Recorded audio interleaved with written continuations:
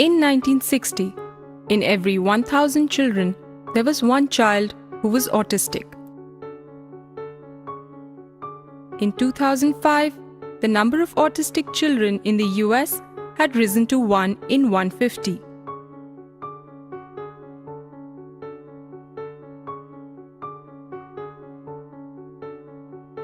And in the UK, it had reached 1 in 58.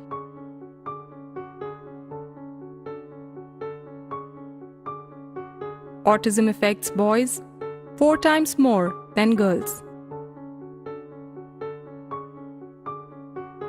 And today, in India alone, it is estimated that there are about 200,000 children afflicted with autism.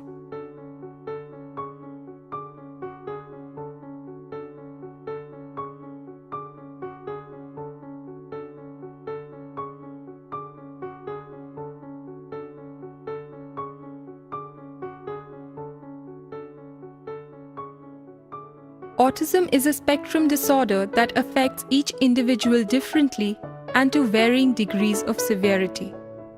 It is a complex developmental disability that affects an individual most in the areas of speech, communication, and social interaction. Many of them are completely non-verbal and live in their own world. And the situation in India is perhaps even more grim, owing to the social stigma attached to this condition. Autism is a developmental disease of children which is due to genetic faults which are triggered or aggravated by environmental causes like groundwater pollution, heavy metals in certain drugs and injections, and other pollutants like food allergies. Autism, once rare, is now more prevalent than childhood cancer, diabetes, and Down syndrome. These cannot be explained by changed diagnostic criteria or improved identification of the condition. The genetic background was always there. I mean, we may also be carrying it, but it is this generation which is facing an increased pollution overdose from our contaminated groundwater, food chain, and the high use of vaccines with thiomerosal and other heavy metals as preservatives. This may be one of the causes, along with increased awareness, why we are seeing children with autism spectrum disorder 1, 2 or 3 in every classroom, whereas in our childhood we hardly saw them.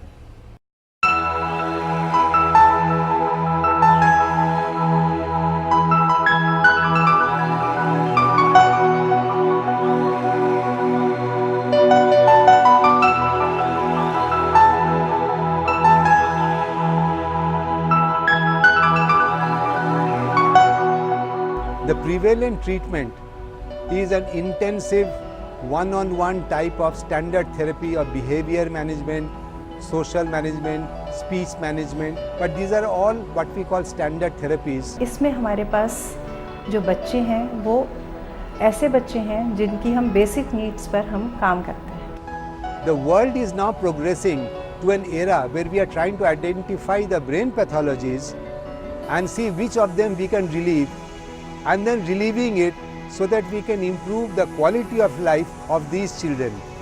This includes removing all allergens, reducing brain inflammation, and taking away the toxic material from their body to the extent medically possible. हम लोग जो multiple approach use करते हैं उसमें acupuncture therapy हो गया, यूनानी medicine हो गया, हाइपरबेरिक ऑक्सीजन मल्टीमोड थेरेपी हो गया, इन सब थेरेपी को हम लोग यूज करके इन बच्चे को अपने जीवन के लायक बनाते हैं.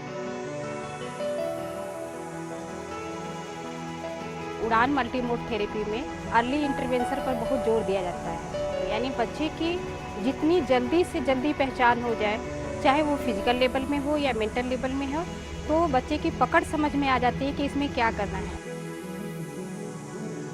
UDAAN has been in existence for 15 years. In that time, it has successfully treated over 300 children for autism and cerebral palsy. And now, it is time for much more to be done. It is time to spread the word that the afflicted can be brought back from the blind alleyways of the mind. It is time to make a start with NR2 Con. एक शाम और एक राम दोनों दोस्त थे। शाम गया Hong Kong घूमने और हांगकांग के पुलिस ने उसको जेल में डाल दिया। उसने दोस्त को फ़ोन लगाया, बोले यार मैं तो जेल में हूँ, कैसा है, ठीक तो है? बोले यार बड़े ऐश में हूँ। यार यहाँ जेल में भी चाइनीज़ खाना मिलता है?